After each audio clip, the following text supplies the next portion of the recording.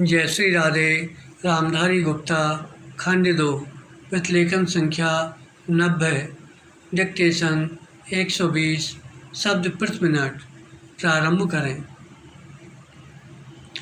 आदरणीय महानुभावों, सरकार की नीति का उद्देश्य तेजी के साथ आत्मविश्वास पैदा करना, स्वदेशी विज्ञान और टेक्नोलॉजी को बढ़ावा देना, बाहर से आयात की गई टेक्नोलॉजी को मुनासिब तरीके से अपनाना और यह देखना रहा है कि टेक्नोलॉजी ही का अंतरण कुशलता के साथ प्रयोग के लिए हो।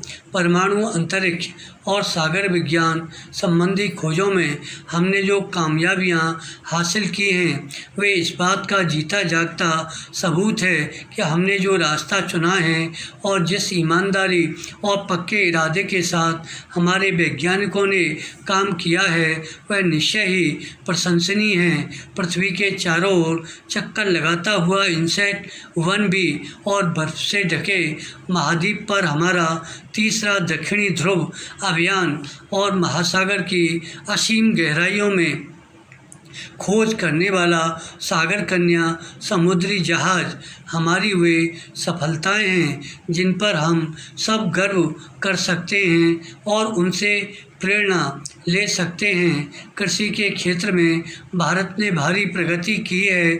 उम्मीद है कि इस वर्ष में हमारी खरीफ और रबी की फसलों की पैदावार पिछले सभी वर्षों से बढ़कर हो जाएगी।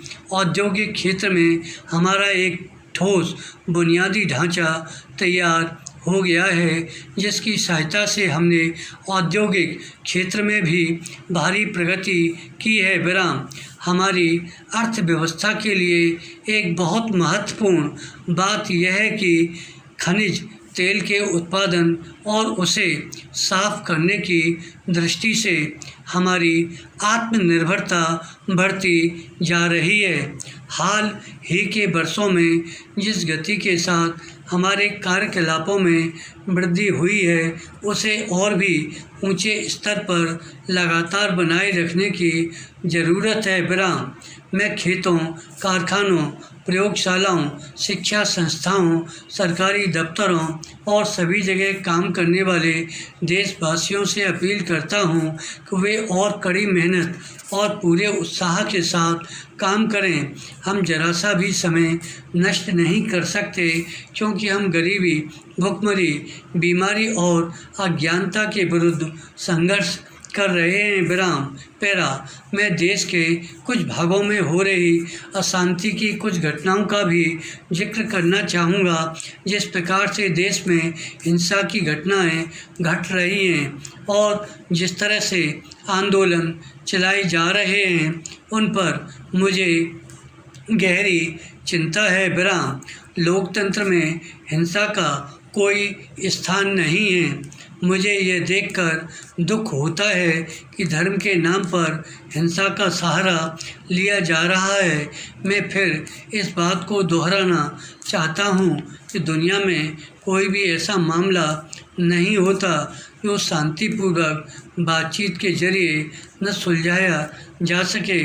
दूसरे धार्मिक विश्वासों के प्रति आदर और दूसरे लोगों के प्रति सहनशीलता हमारी प्राचीन परंपरा रही है।